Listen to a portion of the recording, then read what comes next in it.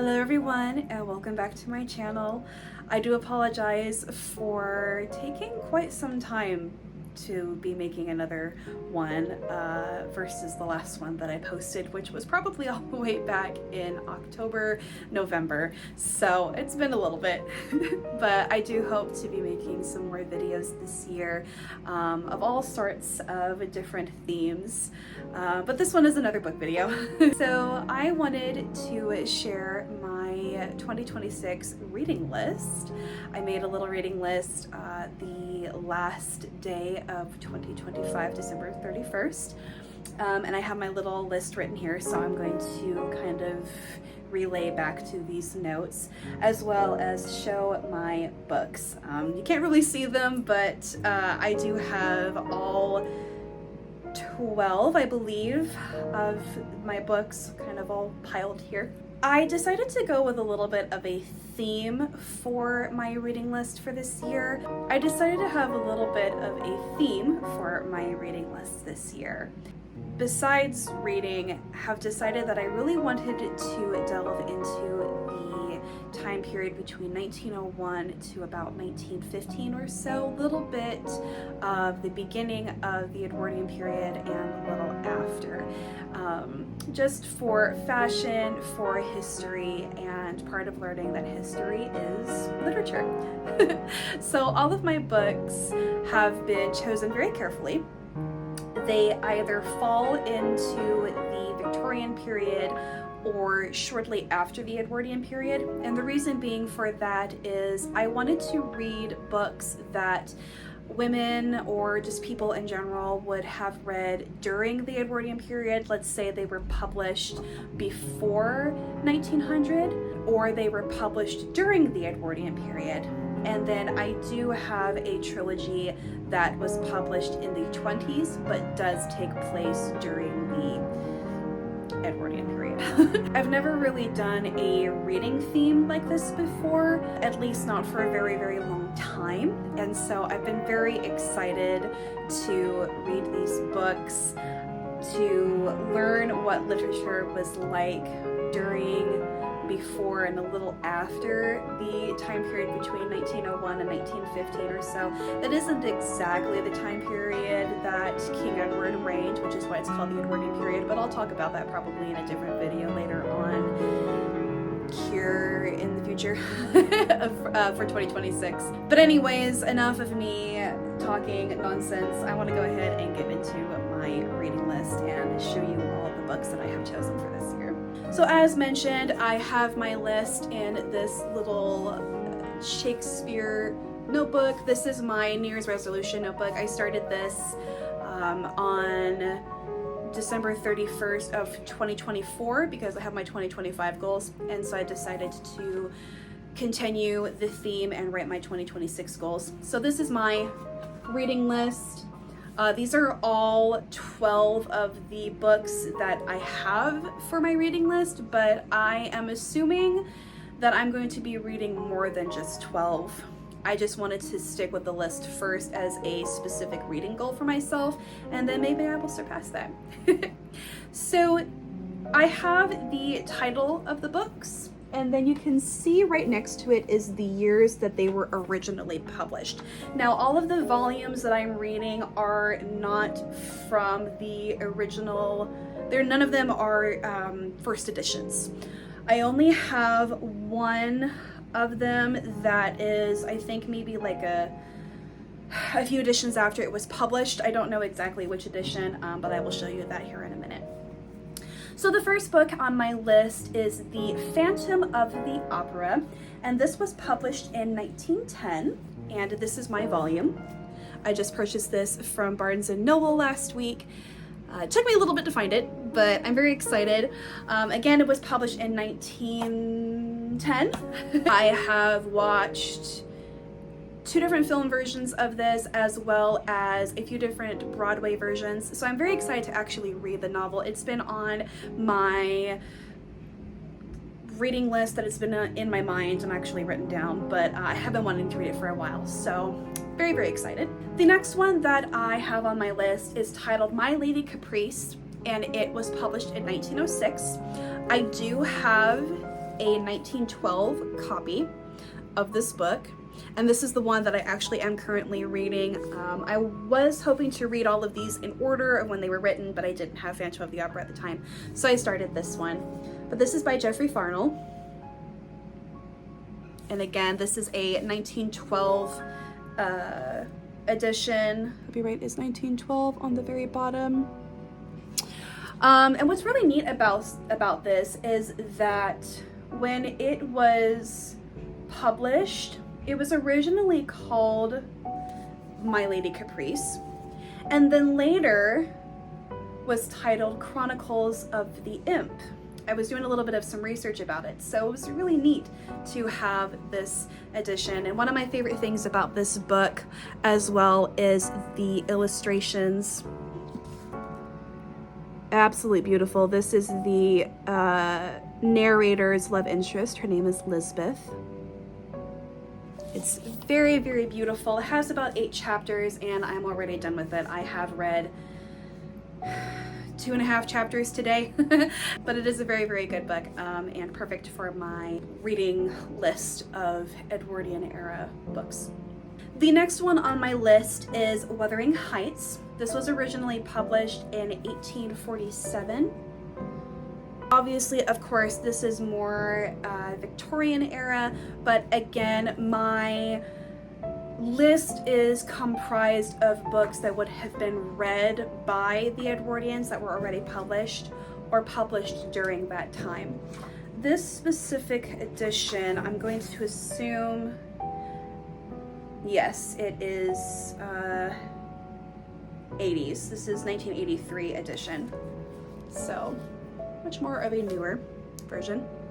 I have so many times tried to start reading Wuthering Heights. It is not my absolute favorite story. I've seen a few film versions of it to kind of get the idea of the story. I have wanted to put it on a classics literature reading list for a while, so I'm going to attempt and complete reading this year. The next book on my list is The House of Mirth by Edith Wharton. This was originally published in 1905.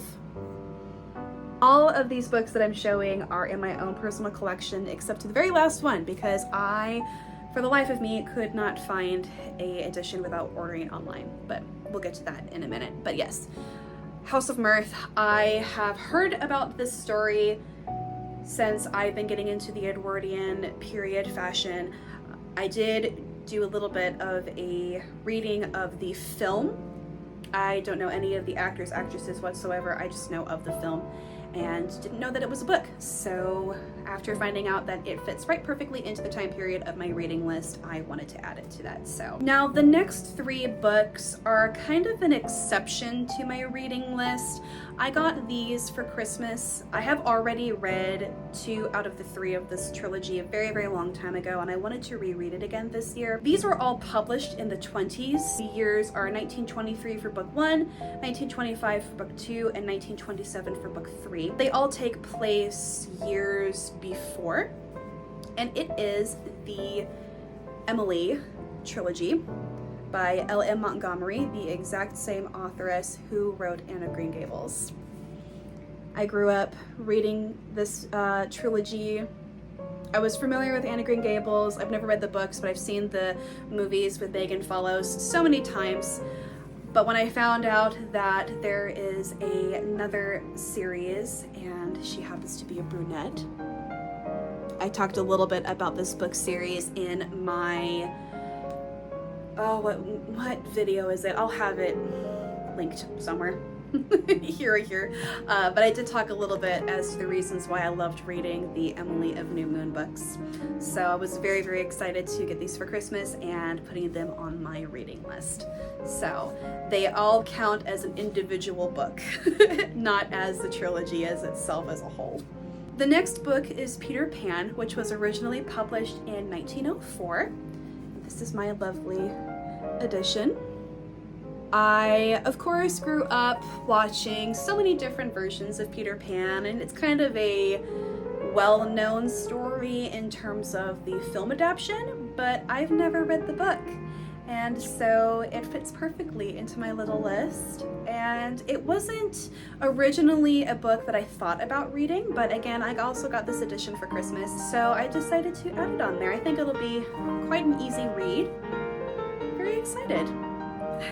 And it's neat to see that it is an earlier edition, so because it was published in 1904, it probably would take place late 1890s, early 1900 or so. That's my assumption. I don't know if it actually has a year that is mentioned in the story, but we shall see.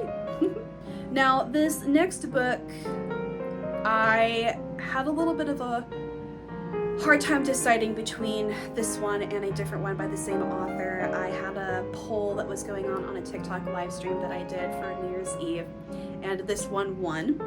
The book that won is The Secret Garden by Frances Hodgson Burnett. It was published in 1911. This edition isn't mine. I'm borrowing this from my mother until I can get my own. So technically, 2 out of all of these are not of my own collection.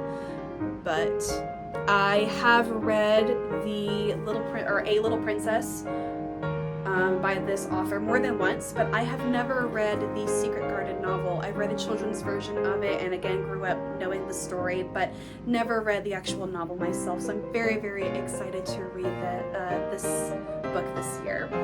Next is A Room with a View. This was published in 1908. And the only reason why I chose this is because I have heard of the film with Helena Bonham Carter, and it looks so very interesting to me, but I know nothing of this story. This is my addition. It also occurred to me that I did not give the names of all of the authors and authoresses, so I will do that down in the description below for anyone who's interested. But again, it is a story that I have only heard the title but not familiar with the name, so I'm extra excited and extra curious to read this and see what the story is like. This next one is a Victorian era published book. This is Little Women, which was originally published in 1868. This story is a family favorite in terms of me and my sisters and my mother. We all call each other by the different characters' names every so often, and I have watched so many film versions of this. I've read so many children's books versions of this, but never read the actual novel itself. So this one's probably going to take me a little bit as it is quite a big book, but I'm very excited to read it, to know the whole story and all of the scenes that I am not familiar with that didn't make it into the different films. So very excited. This is quite a treasure. Last but not least is a book that I have heard somewhere. I cannot remember where I have heard the title of this book, but I was very extra excited to see that I could put it into my themed reading list. This is The Island of Dr. Moreau by H.G. Wells. It was originally published in 1896. It has a little bit of a horror feel to it.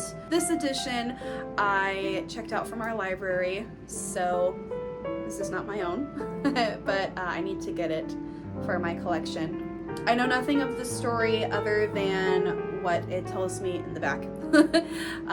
And I've never read anything by H.G. Wells. I'm only familiar of his name because of War of the Worlds, which was published in 1898. So I definitely will be reading that this year as well, because I'd like to stay on theme for books that were published during this specific time of history. But anyways, it'll be a very interesting end to my reading list. And with that, that is my 2026 reading list. I'm very, very excited to read all of these novels and short stories and little snippets of literature. I have been trying to read more classics and stay away from a little bit more of modern topics, modern literature for a little bit, just for my own personal growth. I'm very, very excited about these. If there are any books that you all would like to recommend down in the comments that were published in the Victorian period or during the early 1900s, please let me know, because I would love to have a larger reading list, as I am assuming more hoping that I will read through these moderately quick instead of having them last the whole year, because I would love to have my reading goals on a much larger number than 12, but 12 seems to be a good start for me as someone who is trying to get back into reading more often than I have been in the past. So, but yes, if there are any volumes, novels, short stories down below that you would like to recommend, please do down in the comments. Also, if you have read any of these books, please let me know down in the comments below and what you liked about them, or if any of these, which ones were your favorite, if you have read them. Thank you so much for watching my video, and I will talk to you all in the next one. Bye.